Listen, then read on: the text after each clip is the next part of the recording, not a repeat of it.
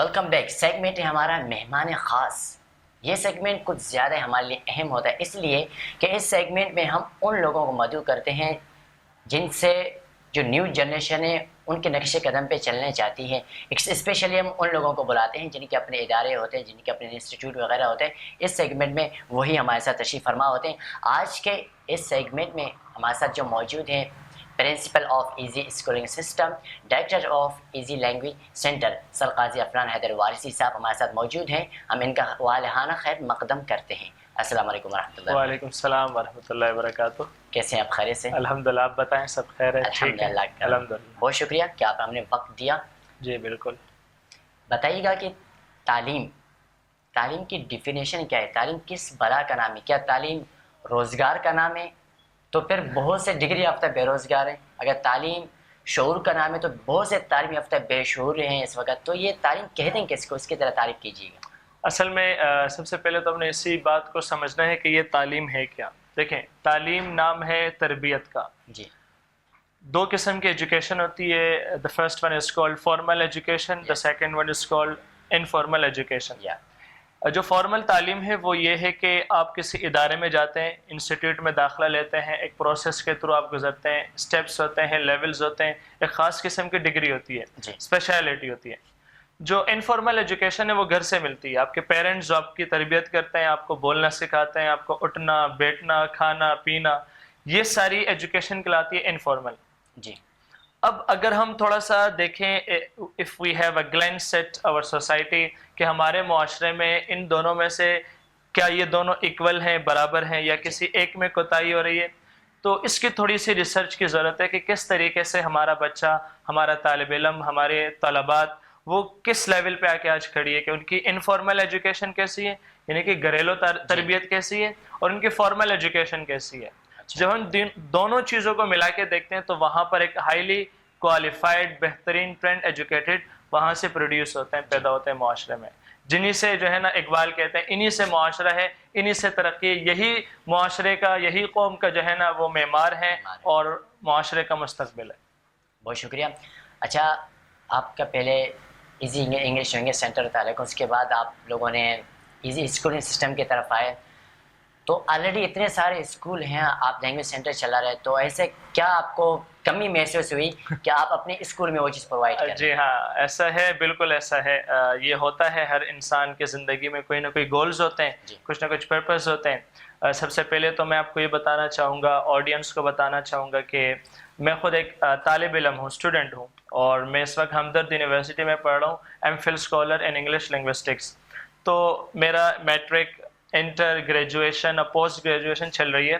تو مجھے محسوس ہو رہا تھا کہ میں اپنے معاشرے میں اپنے بچوں کو جو میرے ارد گرد رہتے ہیں, اپنی زندگی گزار رہے ہیں, میں ان کے لیے کچھ ایک ایسا چھوٹا سا پلیٹ فارم کریٹ کروں, ان کے لیے وہ پلیٹ فارم بناؤں جہاں وہ دنیا کے جدید ٹیکنالوجی کا استعمال کر سکیں. اچھا. جہاں پر وہ ان جدید انفارمیشنز ان کے پاس ہو, جو ایپس ہمارے پاس آ رہے ہیں, ہمارے پاس اے آئی, آرٹیفیشل انٹیلیجنس ہے, کس طریقے سے جو ہمارا بچہ ہے ان کا استعمال کرتے ہوئے دنیا کے ساتھ, دنیا کے ریس میں دوڑنا شروع کرے. تو اسی کو مد نظر رکھتے ہوئے اپنے بچے کو, اپنے اسٹوڈنٹ کو, اپنے معاشرے کو تھوڑا سا اسٹرانگ کرنے کے لیے, ان کو وہ تربیت دینے کے لیے جو فارمل بھی ہے انفارمل بھی ہے, تو انہی کو مد نظر رکھتے ہم نے اسکولنگ کا ایک آغاز کیا, اسٹیپ لیا. الحمدللہ اس وقت ہم اپنے مشن کی طرف, اپنے ویژن کی طرف سفر پہ روانہ ہو چکے ہیں, اور روانہ ہیں, چل بھی رہے ہیں. کوشش ہے, جدوجہد ہے, باقی اللہ پاک آسانی کر دیں. اور دعاؤں کی اسکول میں کیا چیز زیادہ معنی رکھتی ہے؟ بعض لوگ ہوتے ہیں کہ جتنی کوانٹٹی آئے اور اٹھاتے جائیں, بعض اس کو پڑھا نہیں پڑتے. آپ کے ہاں کیا؟ جی بالکل ایسا ہی ہے. دیکھیں, جب آپ پوسٹ گریجویشن کرتے ہیں, گریجویشن کرتے ہیں, جب آپ خود ایک ایز اے اسٹوڈنٹ پڑھتے ہیں تو آپ مختلف آئیڈیاز لیتے ہیں. جی. جب آپ ایک ایز اے اسٹوڈنٹ بیٹھتے ہیں نا کلاس میں, مثال کے طور پر اب میں اپنے ہمدرد یونیورسٹی میں بیٹھتا ہوں, کلاس لیتا ہوں, تو ہماری کلاس میں تعداد زیادہ سے زیادہ 15 ہوتی ہے. جی. جتنی کم تعداد ہو, کوانٹٹی کم ہو, لیکن جو کوالٹی ہمیں ملتی ہے نا وہاں پر, تھرو پروجیکٹر, ایئر کنڈیشن روم, جتنے وسائل ہیں, ریسورسز ہیں, ان کا بہترین استعمال کیا جاتا ہو, تو وہاں پر جو ایجوکیشن بن جاتی ہے نا, وہ education, that is called peer education. وہ کوالٹی, وہ معیار وہاں سے جو ہے نا پروڈیوس ہونا شروع ہو جاتا ہے. تو میرا خود کا ماننا یہی کہ ہم کوانٹٹی کی طرف نہ جائیں بلکہ کوالٹی کی طرف جائے، اور اسی کو لے کے الحمدللہ اس وقت ہم ایزی اسکولنگ سسٹم کو لے کے چل رہے ہیں. کسی طریقے سے ہم کوالٹی لے آئیں، کسی طریقے سے کم پیسوں میں، کم سے کم ریسورسز میں ہم زیادہ سے زیادہ آؤٹ پٹ دے سکیں، آؤٹ کم دے سکیں اپنے پیرنٹس کو، اپنے معاشرے کو. اچھا، آپ ماشاءاللہ انگلش پہ زیادہ توجہ دیتے ہیں، تو ایک سوال میرے ذہن میں آتا ہے، اگر زبان صرف ایک ذریعہ تعلیم ہے تو انگریزی زبان کو سیکھنے اور سکھانے کے لیے پوری قوم پر غلامی کا طور کیوں ڈالا گیا؟ کیا علم کسی ایک زبان میں تک محدود ہو سکتا ہے؟ اگر ہاں تو پھر ترقی یافتہ جو ممالک ہیں اپنی مادری زبان میں تعلیم دے کر کیوں آگے بڑھ رہے ہیں؟ وجہ کیا ہے؟ یہ ایک بہت ہی دلچسپ سوال ہے نا. جب میں گریجویشن میں تھا تو ہم پڑھ لیتے ہیں، ایک ٹاپک ہے وہ کہلاتا ہے کولونیلزم، پوسٹ کولونیلزم. تو اس میں ہم نے یہ پڑھا کس طریقے سے انگریز بر صغیر آئے، ایشیا آئے، افریقہ آئے، کس طریقے سے انہوں نے یہاں کے ریسورسز پر جو ہے نا اٹیک کیا، کس طریقے سے ہماری جو انرجی تھی، ہمارا جو وسائل تھا اس کو استعمال کرنے لگے، کس طریقے سے انہوں نے جو ان کے مشنریز آئے، کس طریقے سے اپنی لینگویج کو ہم پر ہمارے مائنڈ سیٹ بنا کے جو ہے نا ہمیں ایک قسم کا مینٹلی سرونٹ بنایا، غلام بنایا ہمیں. تو اس کے ایک بہت بڑا ایک کردار ہے، ایک بڑی تاریخ ہے پیچھے. اگر ہم جائیں گے 100-150 سال کی تاریخ ہے. تو انہوں نے اتنی محنت کی کہ آج بھی ایشیا میں کچھ ممالک ایسے ہیں کہ وہ انگلش کو ہی ایجوکیشن سمجھتے ہیں. بٹ بینگ اے لنگوسٹ، میں ایک لنگوسٹ ہوں تو میں انگلش کو صرف لینگویج کے طور پہ رکھتا ہوں. اچھا، باقی چونکہ it's a part of life کہ انہوں نے اتنی ترقی کر لی، انہوں نے اتنا اے آئی پہ کام کر لی، اتنی ٹیکنالوجی پہ کام کر دی کہ جتنا بھی پروڈکٹس آ رہا ہے آپ ان کا نام انگلش میں رکھ دیں. مثال کے طور پر اگر میں بات کروں، ہمارا جو آئی ڈی کارڈ بنتا ہے، ٹھیک ہے نا، جسے ہم کہتے ہیں شناختی کارڈ، اگر آپ اس کو اردو میں کمپلیٹلی چینج کر دیں تو اس کا مطلب you are promoting your language, mother tongue, your native language. ایسا بالکل بھی نہیں ہے. جہاں وہاں پر اردو ہے، سیم وی ہیو انگلش. جو بچہ ابھی جیسے برتھ سرٹیفکیٹ بن رہا ہے، اب آپ دیکھیں برتھ سرٹیفکیٹ یعنی کہ بچہ کی جو پیدائشی سرٹیفکیٹ ہے وہ بھی انگلش کا لفظ ہے. برتھ مینس پیدائش، سرٹیفکیٹ ایک سرٹیفکیٹ کہلاتا ہے. تو آپ دیکھیں کس طریقے سے بچے کی نشو و نما ہو رہی ہے. اسے کہتے ہیں ہائبریڈیٹی، اسے کہتے ہیں آئیڈینٹی، کمپلیکسٹی، انفیریٹی جسے ہم کہتے ہیں نا. تو ہمارے اندر وہ ہمارے معاشرے میں، ہماری زندگی میں وہ انگلش اتنی صلاحیت کر گئی ہے، اتنی انٹر ہو چکی ہے، اتنی داخل ہو گئی ہے کہ ہمیں کچھ اور نظر ہی نہیں آتا. یہاں تک کہ Arabic is my favourite language, I love Arabic language, I love Urdu language. لیکن آپ دیکھیں کس طریقے سے ہم عربی نہیں بول پاتے ہیں. ہم قرآن پورا کا پورا عربی زبان میں. اس وقت مسلمان کو چاہیے کہ وہ اپنی مدر ٹنگ کے بعد فوراً عربی سیکھیں، لیکن he is not learning, he is not ready to learn Arabic language. لیکن انگلش سیکھنی ہے. اس کی ایک ریزن نہیں ہے، ریزنز ہیں، وجوہات ہیں. سب سے بڑا سسٹم، اگر ہمارا سسٹم تھوڑا سا ایکٹیو ہو جائے، وہ اردو کو پروموٹ کرنا شروع کرے، وہ انگلش کی کتابوں کو اردو میں ٹرانسلیٹ کرنا شروع کر دیں، تو آپ دیکھیے گا، آپ دیکھیں جتنے بھی ہسٹوریکل آپ کے پاس لیڈرز آپ کے پاس آئے ہیں، جتنے بھی سائنٹسٹ ہیں، ابن سینا، مختلف جو بھی ہیں، امام غزالی جیسے فلاسفر آئے، مولانا رومی جیسے پوئٹ آئے، صوفی آئے، اگر آپ دیکھیں ان کے جو الفاظ تھے، ان کا جو ریسرچ تھا، ان کا جو علم تھا، آپ ان کو اپنے لینگویج میں ٹرانسلیٹ کر دیں تاکہ آپ کا بچہ پڑھ سکے. ایسا بالکل نہیں ہو رہا ہے. ایسا ہو رہا ہے جو آپ کا جو علم ہے عربی میں، اردو میں، آپ کی جو مدر ٹنگ میں ہے، those matters are being translated into English. English میں اس کو ٹرانسلیٹ کر رہے ہیں. اب قرآن کو دیکھیں، قرآن کو کس طریقے سے استعمال کیا جا رہا ہے. European countries, South Korea, China, how are they using Quran, کس طریقے سے استعمال کرتے ہیں. تو میرا خیال ہے کہ اگر قوم مل کر اس پہ تھوڑا کام کریں، سسٹم تھوڑا سا آگے آ جائے، تھوڑا سا ہمارا جو تعلیمی نظام ہے وہ تھوڑا سا اردو کو پروموٹ کرنا شروع کریں. I don't mean that ignore English language, آپ انگلش کو اگنور کر ہی نہیں سکتے ہیں. یہ ابھی آپ سے میں کیا ڈسکس کروں، شاید آڈینس کو یہ بات سمجھ آئے یا نہ آئے، میں کوشش کرتا ہوں. ہمارے پاس ایک انگلش انڈین رائٹر گزرے جو بہت بڑے تھیورسٹ بھی گزرے.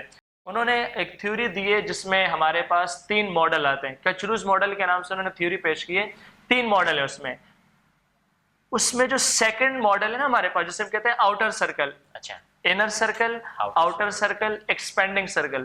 یہ جو کولونائزڈ کنٹریز ہیں نا، یہ آؤٹر سرکل میں آتے ہیں. تو آؤٹر سرکل والے وہی انگلش کو اڈاپٹ کر کے اس کو آگے لے کے چل رہے ہیں. تو یہ سارا معاملہ یہاں سے. وقت کی قلت کو مد نظر رکھتے ہوئے پروگرام کو آخر تک لے چلتے ہیں.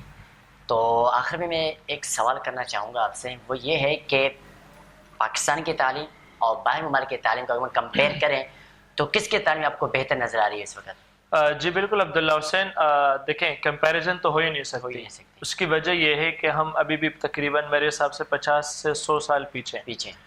دیکھیں کمپیریزن آپ تب کرتے ہیں جب آپ اپنے دشمن کے یا اپنے مد مقابل کے برابر آپ آ کے کھڑے ہو، 19-20 کا فرق ہو. آپ جب بہت پیچھے ہیں so you are not eligible, you do not deserve to compare yourself. ٹھیک ہے. ہاں میں تھوڑا سا ایک lights I would love to put the lights on the given question. وہ یہ ہے کہ اگر آپ صرف اتنا دیکھیں کہ آپ کے ایشیا کے جو کنٹریز ہیں اسی ایشیا میں پاکستان ہے. ٹھیک ہے. پاکستان کا تعلیمی نظام اور آپ کے برابر کے جو ممالک ہیں، افغانستان، انڈیا، بنگلہ دیش، ٹھیک ہے، یہ ایشیا کے کنٹریز ہیں. ان کے نظام میں آپ صرف اتنا دیکھیں کہ ان کا بجٹ 2.2 2.3 2.5، ان کا بجٹ صرف فار ایجوکیشن 8.3 13.5. اتنا فرق ہے. یعنی کہ یہ تعلیم پہ 2 روپے انویسٹ کر رہے ہیں، وہ تعلیم پہ 13 روپے انویسٹ کر رہے ہیں. So you can see the difference. India کو آپ دیکھیں گے، آپ برابر میں تھوڑا سا آپ آگے جائیں گے، آپ جاپان کو دیکھیں، ساؤتھ کوریا کو دیکھیں، آپ کے پڑوس میں چائنا ہے، کتنا فاسٹلی وہ کتنا فاسٹ رینڈم جو ہے نا وہ ترقی کر رہا ہے، کس طریقے سے کس لیول پہ وہ جا رہے ہیں. تو اگر آپ کمپیریزن کرنا چاہتے ہیں تو آپ کو اس طریقے سے کرنی ہوگی کہ سب سے پہلے ہم دیکھیں کہ ہمارے پاس بجٹ جو ہے وہ کتنا ہے، ہمارے تعلیمی نظام پہ کتنا چلتا ہے. نمبر 2، تعلیمی نظام جو ہے وہ سارا رٹا ہے. چیٹنگ، یعنی کہ بچوں کا مائنڈ بن گیا ہے کہ ہم نے 9 میں پڑھنا ہی نہیں ہے. کیوں؟ گیس پیپر آئیں گے، چیٹنگ آئے گی. تو بچے کی مینٹالٹی آپ نے تیار کر دی چیٹنگ پہ، تو بچہ پڑھے گا نہیں. تیسری جو سب سے امپورٹنٹ بات ہے وہ یہ ہے کہ پریکٹیکل سسٹم نہیں ہے. جاپان میں اگر کوئی اسٹوڈنٹ یونیورسٹی میں پڑھ رہا ہے تو وہ ساتھ انٹرنشپ کر رہا ہے. اگر وہ انجینئرنگ پڑھ رہا ہے، MBBS پڑھ رہا ہے، آرٹس پڑھ رہا ہے، کچھ بھی XYZ، وہ ساتھ ساتھ انٹرنشپ کر رہا ہے. جیسے ہی وہ اپنا تعلیم پورا کرتا ہے، ہی از ریڈی فار جاب. اس کے لیے نوکری، اس کے لیے جاب، اس کے لیے فیسلٹیز، اپرچونیٹیز سب تیار ہیں. لیکن یہاں پر آپ دیکھیں، یہاں پر انٹرنشپ کی کمی ہے.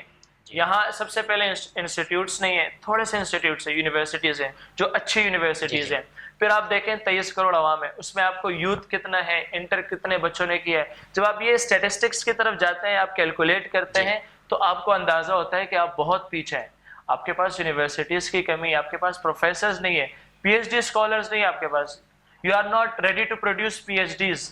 آپ کو PhDs پروڈیوس کرنے پڑیں گے.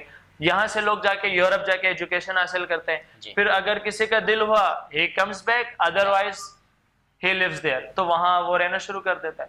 This is the difference. تو ہمیں جو ہے نا پہلے بجٹ، اپنی تعلیمی ریسورسز کو بڑھانا ہوگا اور اپنا رٹا سسٹم، مگب سسٹم، اس کو ختم کر کے کویسچنائرز کی طرف آنا ہوگا. We will have to arise the questions تاکہ بچے کی جو صلاحیت ہیں اس کو ہم اجاگر کر سکیں، اس کے سکلز پر ہم کام کر سکیں. بہت شکریہ. لاسٹ میں اگر آپ رمضان کے متعلق آڈینس کو مختصر سا پیغام دینا چاہتے ہیں؟ جی ہاں بالکل. آڈینس کے لیے میری طرف سے ایک خوبصورت سا تحفہ ہے، وہ یہ ہے کہ آپ اپنے وقت کو پہچانیں، اپنے وقت کی قدر کریں. سال کے 365 دن ہے، اس میں یہ جو 28 29 30 دن جو آپ کے پاس آ رہے ہیں، یعنی کہ 1 مہینہ، اس کو آپ یوٹیلائز کریں اپنی عبادات میں، اپنے معاملات میں. اللہ سے دعائیں مانگے اپنے لیے، اپنے گھر والوں کے لیے، پاکستان کے لیے اور وطن عزیز کے لیے، پوری امت مسلمہ کے لیے، تاکہ یہ جو رمضان کا مہینہ ہے یہ ہمارا قیمتی بن کے ہمارے لیے دنیا میں اور آخرت میں مغفرت کا سبب بن سکے. اپنا خیال رکھیے گا. والسلام علیکم. بہت شکریہ. یہاں پر ہم لیتے ہیں چھوٹی سی بریک کے بعد ملاقات کر رہے ہیں آپ کو ایک نئے مہمان سے.